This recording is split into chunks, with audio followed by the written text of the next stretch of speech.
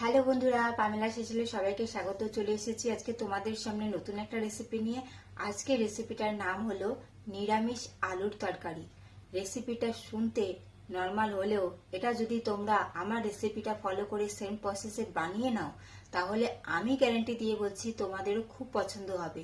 আর দোকানের মতন আলুর তরকারির স্বাদ খেতে গেলে ঘরে তোমাদেরকে আমার এই রেসিপিটা ফলো করে বানিয়ে নিতে হবে, এবং ঘরেও তোমরা বাইরের দোকানের মতন আলুর তরকারি ইজিলি বানিয়ে ফেলতে পারবে।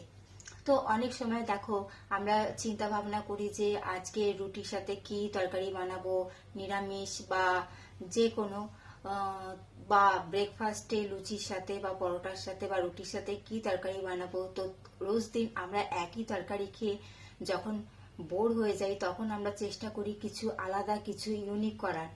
তো তোমরা যদি চাও তো আমার এই রেসিপিটা একবার হলে বাড়িতে ট্রাই করে দেখো। আমি তোমাদেরকে বলছি তোমাদেরও খুব ভালো লাগবে। তো যদি তোমাদের আমার আজকের এই রেসিপিটা ভালো লাগে, তাহলে অবশ্যই লাইক কমেন্ট করে আমাকে সেটা জানাবে, এবং আমার চ্যানেলটি সাবস্ক্রাইব করে আমার পাশে তোমরা থেকো। তো চলো তাহলে দেখে নাও তোমরা নিরামিষ আলুর তরকারি আমি কিভাবে বানাই।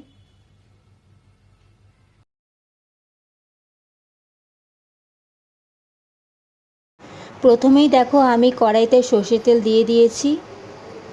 তো তেলটা আমার ভালো করে গরম হয়ে গেছে।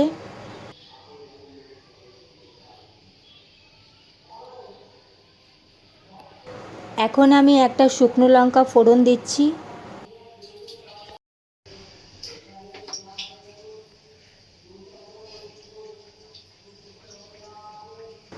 এর সাথেই আমি 5 ফোড়ন দিচ্ছি। তোমরা চাইলে জিরে ফোড়নও দিতে পারো, কিন্তু 5 ফোড়নটা দিলে একটু ভালো হবে। আর সাথে একটু, যেহেতু নিরামিষ তরকারি, তাই একটু হিং দিচ্ছি।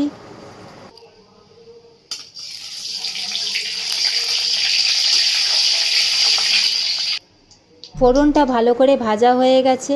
এখন আমি কেটে রাখা আলুটা এর মধ্যে দিয়ে দিচ্ছি, এবং আলুটা আমি কিছুক্ষণ ভাজা করে নেব।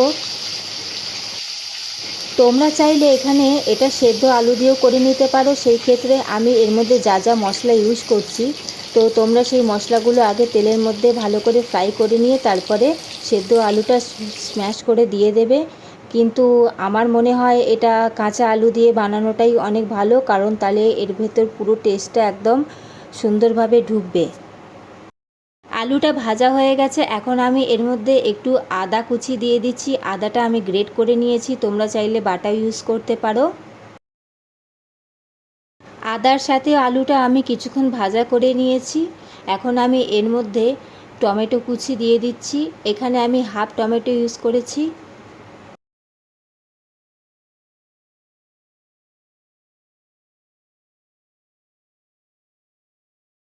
এখন আমি এর মধ্যে কিছু গুঁড়ো মশলা দিয়ে দেব।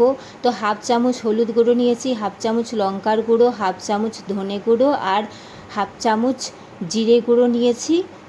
তো এই মশলাটা আমি এর মধ্যে দিয়ে দেব।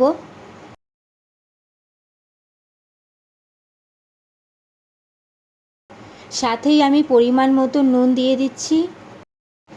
মশলার সাথে আলুটা ভালো করে আমি কষিয়ে নিয়েছি। এখন আমি পরিমাণ মতন জল দিয়ে দিচ্ছি। তো যে বাটিতে আমি মশলা রেখেছিলাম সেই বাটিটা ধুয়েই আমি জল দিয়ে দিয়েছি, এবং সাথে পরিমাণ মতন জল দিয়ে দিচ্ছি, এবং এটা আমি ভালো করে সেদ্ধ করে নেব।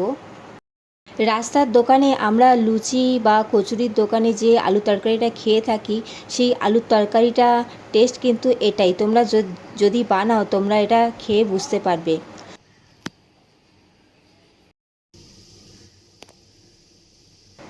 তো দেখো, 10 মিনিট পর ঢাকনাটা খুলে দেখাচ্ছি। যেহেতু ভাজা করতে করতে আলুটা অনেকটা সেদ্ধ হয়ে গেছিলো, তো বেশিক্ষণ সময় একদমই লাগে না। তো এখন আমি খুন্তির সাহায্যে কিছু আলু একটু ঘেঁটে দেব, যাতে জিনিসটা পুরো মাখা মাখা হয়ে যায়।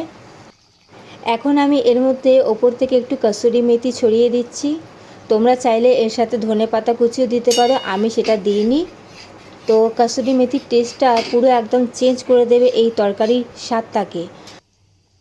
আর সাথেই একটু হাফ চামচ আমি আমচুর পাউডার দিয়েছি, তোমরা চাইলে স্কিপও করতে পারো। আমি দিয়েছি টেস্টটা আরও একটু দ্বিগুণ করার জন্যে। আর সত্যি এটা দেওয়ার পর এই টেস্টটা এত সুন্দর হয়েছিল না, তোমাদেরকে আমি সেটা বোঝাতে পারবো না। তোমরা একবার হলো এইভাবে এটা ট্রাই করে দেখো, তোমাদেরও খুব ভালো লাগবে। আর টেস্টটা তো পুরো দোকানের মতন আলুর তরকারির টেস্ট। তো একবার হলো তোমরা এটা বানিও, আমি তোমাদেরকে রিকোয়েস্ট করছি। আর রেজাল্ট তোমরা নিজেরাই হাতে পেয়ে যাবে।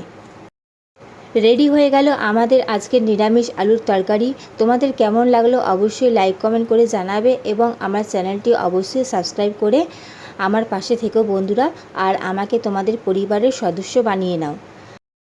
এটা তোমরা লুচি, পরোটা, রুটি যে কোনো কিছুর সাথেই খেতে পারো, সব কিছুর সাথেই একদম এর জুড়ি মেলা ভার। তো আজকে আমি তোমাদের সাথে লুচির রেসিপিটা শেয়ার করছি, এর সাথে যেটা একদম সুপার হিট হয়েছিল, মায়ের হাতের বানানো একদম গরম গরম ফুলকো ফুলকো লুচি। আজকে যদি তোমাদের আমার এই রেসিপি ভালো লাগে তাহলে অবশ্যই লাইক কমেন্ট করে আমাকে সেটা জানাতে একদম ভুলো না। এবং তোমরা যারা নতুন, যারা এখনও আমার চ্যানেলটি সাবস্ক্রাইব করোনি, তারা অবশ্যই আমার চ্যানেলটি সাবস্ক্রাইব করে আমার পাশে থেকো বন্ধুরা। তোমরা যদি আমার পাশে থাকো তাহলে আমাকেও তোমাদের পাশে পাবে। আর তোমরা অবশ্যই আমার চ্যানেলটি সাবস্ক্রাইব করে আমার পরিবারের সদস্য হয়ে যাও। চলো তাহলে বন্ধুরা, আজকের মতন আসি। দেখা হচ্ছে আবার খুব তাড়াতাড়ি নতুন কোনো রেসিপি নিয়ে তোমাদের সাথে।